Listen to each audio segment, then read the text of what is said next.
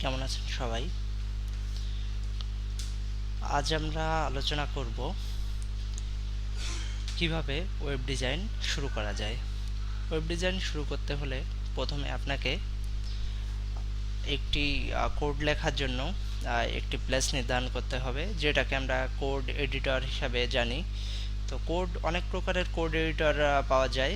তো স্বাভাবিকভাবে ডেভেলপার কিংবা প্রোগ্রামার কিংবা একজন ওয়েব ডিজাইনার নোটপ্যাড প্লাস প্লাসকেই বেশি ব্যবহার করে। আমি নিজেও নোটপ্যাড প্লাস প্লাস ব্যবহার করি।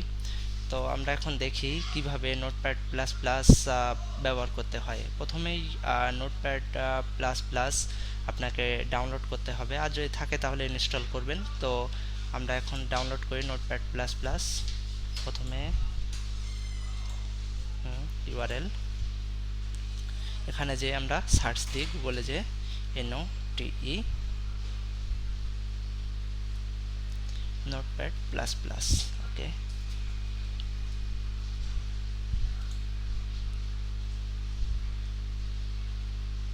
হ্যাঁ দেখুন, সর্বপ্রথম একটি ইউআরএল যেটা নোটপ্যাড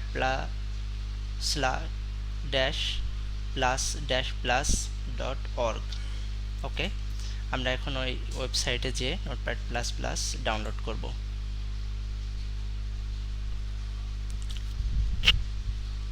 এখানে একটি নোটপ্যাড প্লাস প্লাসের অ্যাপিয়ারেন্স দেওয়া আছে। তো এখন আমরা নোটপ্যাড প্লাস প্লাস ডাউনলোড করি। Click download button.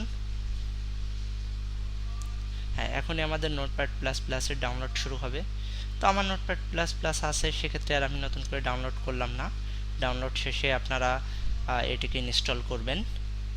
ডিফল্ট হিসাবে ইনস্টল করলেই হবে, অন্য কোনো ঝামেলা নেই। ওকে, আমরা এখন যাই নোটপ্যাড প্লাস প্লাস ইনস্টলের পরবর্তী কি কি কাজ আমরা করব। তো সেক্ষেত্রে আমাদের ওয়েব ডিজাইনের যে কোডগুলো লিখতে হবে, কোডগুলো লেখার জন্য আমাদের প্রথমে একটি টেক্সট ফাইল নিতে হবে।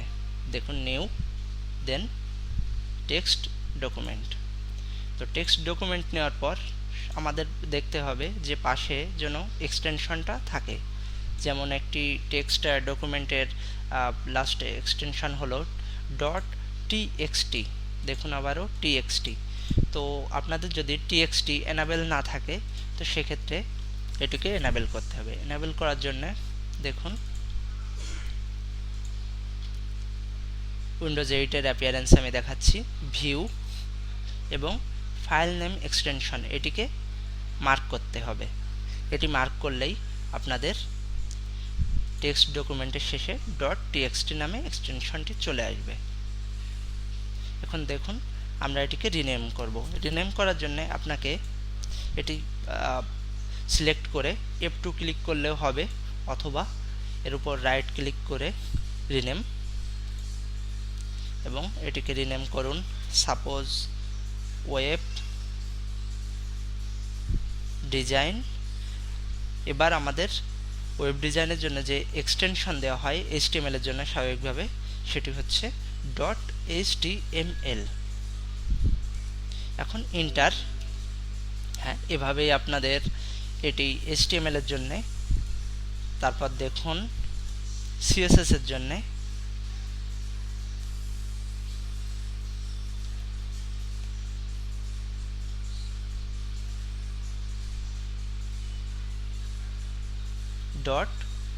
.css। শুধু এখানে এক্সটেনশনটি CSS, কারণ এটি CSS এর জন্য। তারপর আমাদের থাকতে পারে PHP এর জন্য,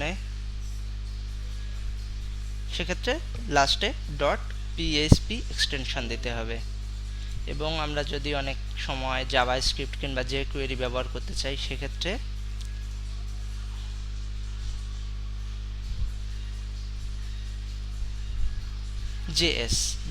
js এক্সটেনশন দিব।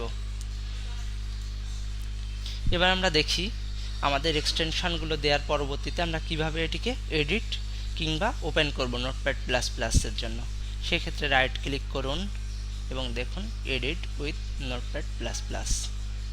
হ্যাঁ, এটি অর্থাৎ আমরা আমাদের একটি সুন্দর কোড এডিটর দিয়ে এখন আমাদের ওয়েব ডিজাইন শুরু করব। তো আজ এ পর্যন্তই।